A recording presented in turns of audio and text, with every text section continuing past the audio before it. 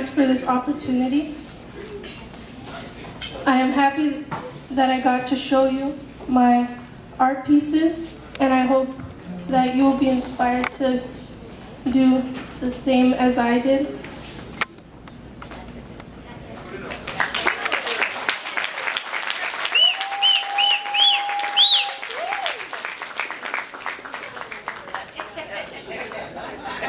Ladies and gentlemen, Ilya Brown.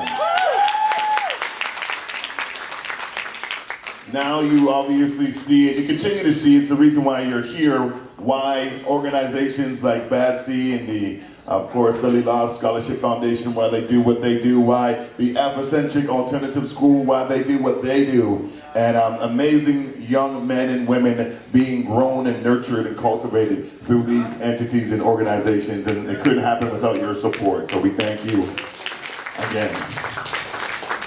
See how she keeps it? She's like, yes, I'm done now. You done? Yes.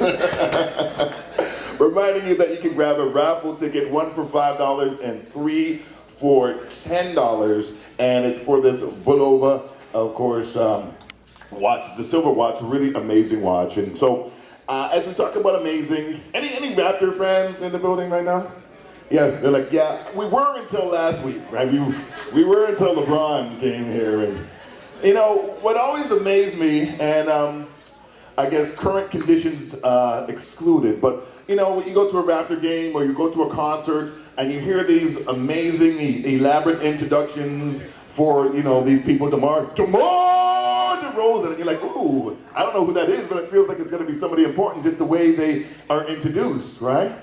Well, we have some amazing people in the building this afternoon, and sometimes when I see them, I'm in awe because I remember when I was a little kid and hearing my dad and my uncles talk about them and the amazing work that they were doing in the community. And as we talk about that amazing work, 30 years of reflection on the contributions of BADC. And when I think about this next speaker who's coming to the podium, I kind of want to introduce them like that, right? I kind of want to introduce them. I'm like, if you can introduce DeMar DeRozan, not taking anything away from DeMar or the Raptors, but if you can give DeMar that big introduction, right, who's been around here for, 6 or 7 years, what type of introduction do you give to somebody who's been working tirelessly in the community for 30 or 40 years? What type of introduction do you give them? I would humbly suggest that there is no introduction that anyone, any man or woman could create that would be worthy of course, the stature, the hard work, and just the overall perseverance that is represented by our next speaker, who is coming to bring a reflection on BADC. Ladies and gentlemen, I won't do the DeMar DeRozan introduction. I'll just very simply say, please give a warm round of applause for Ms. Akua Benjamin.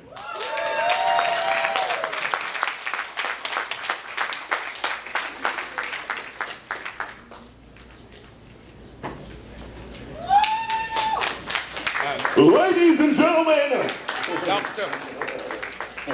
MC Dr. Akua Benjamin.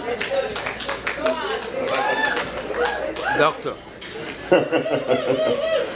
Dr. Akua Benjamin. Should I do that? Ladies and gentlemen, coming in at 50 years of dedicated service in her community, she is a stalwart, she is a legend, the great Dr. Akua Benjamin!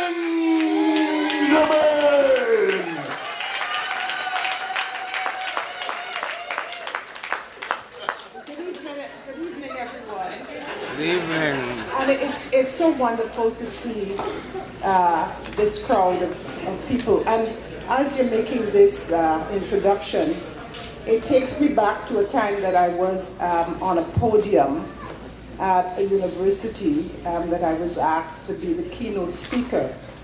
And I was as nervous as you can imagine, right? And I got up to the podium. And believe you me, I felt the presence of my mother, my grandmother, my aunt just standing around with me, right? And I bring that memory here because every time I come to JCA, it's not just a gathering of folks in the room. It's a gathering of our past. It's a gathering of those who are here, were here from the past, that has us sitting in this room. We are the children who have survived the Holocaust, the Black Holocaust, from the Atlantic to today. We are standing here with the presence of all those who have gone before us and all those who stood with us in the last few years. And I really want to bring them into the room. Now, sometimes I'm from Trinidad, and if you say that you bring spirits in the room, people ask you, what on earth are you doing? Do you know what you're doing when you do that? You can't simply just do that, or bring people from the past into the room. You have to signal that you're going to do that. And I took liberty to do that today, but I really think when we gather like this, that we don't just talk about the present, but we talk about our past. And BADC was one of those organizations when we began that would always draw on our past. We began actually not so much as people remember it, but remember those of you, we start with the Committee for Due Process. The Committee for Due Process was formed after a young man named Buddy Evans was shot and killed by the police. And it galvanized this community, and it galvanized people from Nova Scotia, because Buddy Evans' history began in Nova Scotia. From Buddy Evans, soon thereafter, we were right in the midst of the shooting of Albert Johnson. Right after that, and right after that, there was a spate of police shootings, one after the other. Lester Donaldson, you will remember, Michael Wade Lawson, you would remember. I'm bringing these people from the past into the room with us, right? Because we can never forget them. We can never forget why we're here. The latest that you see with BADC is Brother Loku, right? Who again was shot. So we've been here for quite a long time taking up this struggle. And for us, it's an ongoing struggle as we cross the Atlantic, as we bring those past, we bring them back into the room, because it seems that we will never get past our past. That's the memory that we should keep alive in terms of why Black Action Defense Committee exists and continues to exist. And I really want to take my hat off to those of you who keep BADC going.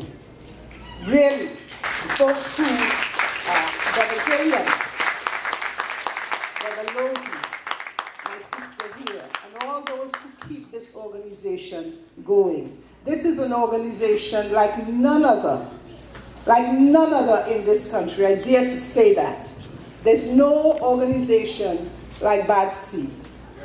There's no organization, we came from UAIA, we came from the coalitions of here and there, but there was no organization that galvanized us and brought us together as BADC did in the time that it was here.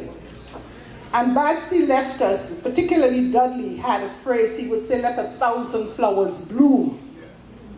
Let 1,000 flowers bloom. And you know what that meant? It's an old Chinese kind of proverb, I believe.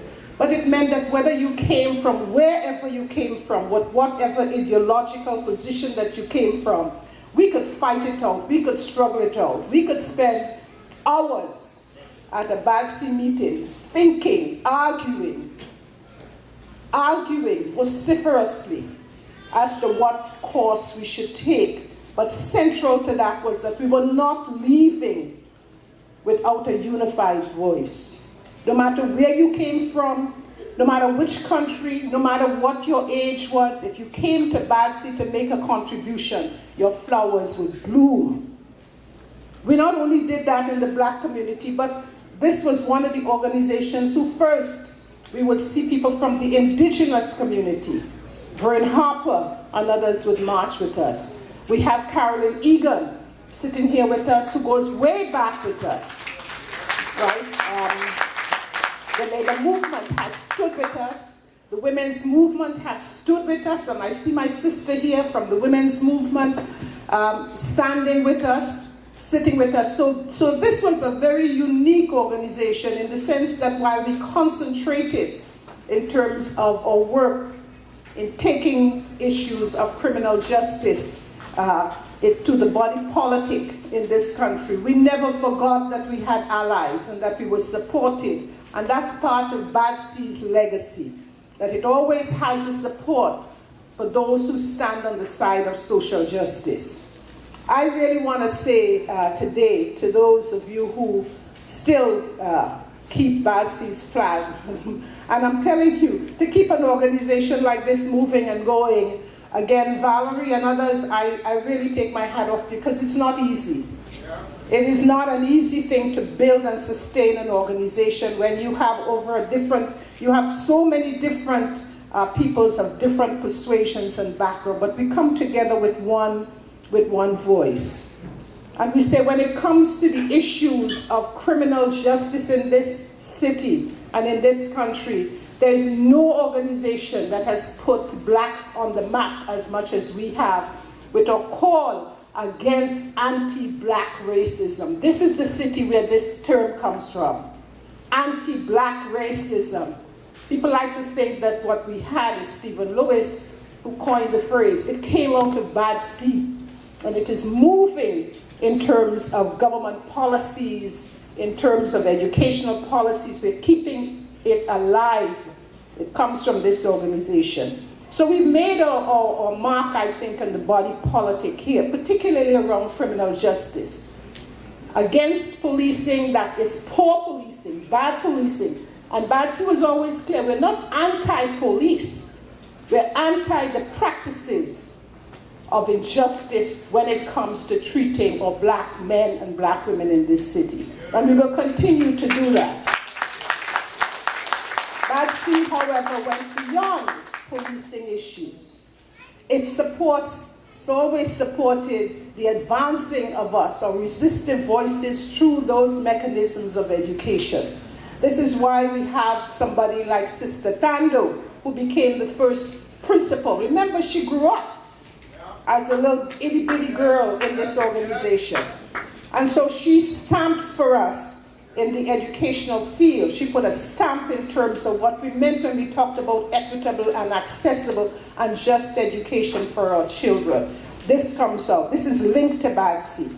When we think about the child protection issues, people may not know about Dudley's work in that area. But many times we would go to the jails, or many times when women came in and were held at the airport and could not get in to the city, Dudley would stand, would call BADC members, and off we would go to help in that. So we went beyond that. We took up issues not just of policing, but education, criminal justice, of course, women's issues. Remember that Dudley had a program at one of the Joyceville Correction Institution, that every Saturday we would drive down to Kingston. We would drive into that thing to meet with brothers who were in the penitentiary. Dudley did a lot of work beyond criminal justice. BADC did a lot of work beyond criminal justice. And that's what I really want to see us continue to push forward. Because we continue, yes, to take up policing issues, but the issues go beyond. We're just about to enter into an election. And folks, if we're not careful, we're going to go back to the Harris days. Right? We will. If we're not careful, if we don't get our votes out, if we don't, because everything that we did in that era was slashed with the arrival of the PCs. Everything that we had put forward, one of the first acts that happened when they came into power was also the decimation of all of the recommendations and work that we had done. We do not want to go back there this time. We have to get out and vote for the right people. We have to get out there and say these are the demands for social justice. This is the demand for anti-black racism. This is the support that we want in terms of looking at indigenous issues in this city, that we want to support our brothers and sisters in the labor movement, that we really want to see equitable access to education.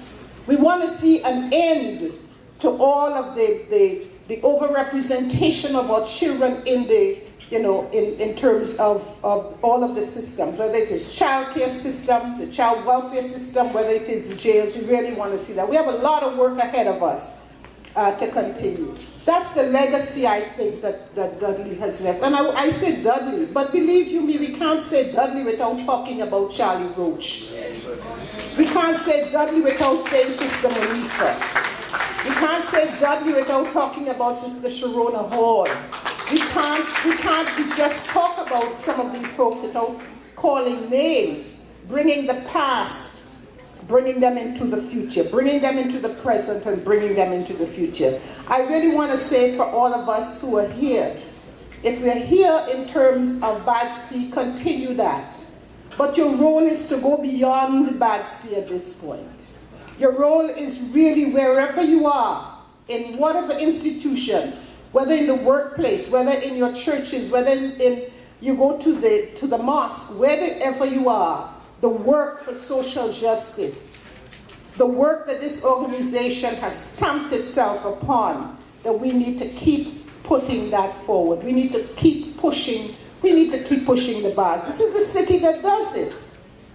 I'm not trying to boast Toronto as the biggest and brightest and best, but I know the little that I have seen, that when it comes to talking about anti-black racism and fighting against it and making our voices heard, this is where it began. This is the womb, this is the kernel, this organization for Black Action Defense Committee. We have a legacy, therefore. We have a legacy to continue. We have a work that if we have not started, that we need to begin, or if we're tired. Some of us are so bloody tired, like we keep saying the same thing over and over and over and then. We want justice, we want an end to police violence, we want equitable and accessible services in the city. Sometimes, but there's a young generation that's coming behind us. And I'm glad to see that the sister here is moving that forward. Our legacy then is one of social justice, always for social justice, and always in a spirit of unity as we push ourselves as a community, as we push ourselves as a society, as we push ourselves as a nation forward. Thank you very much.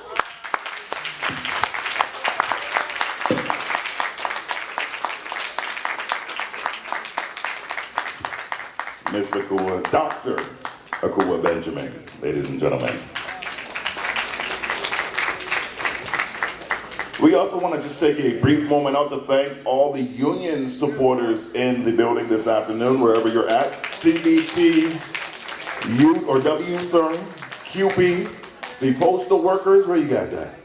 Postal workers, the steel workers. All right, I like that, all right. What's that? 5338-3950-8300-135714, the whole crew out there. Carpenters Union as well. Humber College. A vocal bunch, I say. And the Toronto Area Council. We thank you guys for your continued support. All the sponsors that help make this evening's, of course, night happen, or this afternoon, I should say, this afternoon's event happen. And without further ado, we're going to keep it moving with a performance from the young Miss Azana Aman. Please give her a warm round of applause.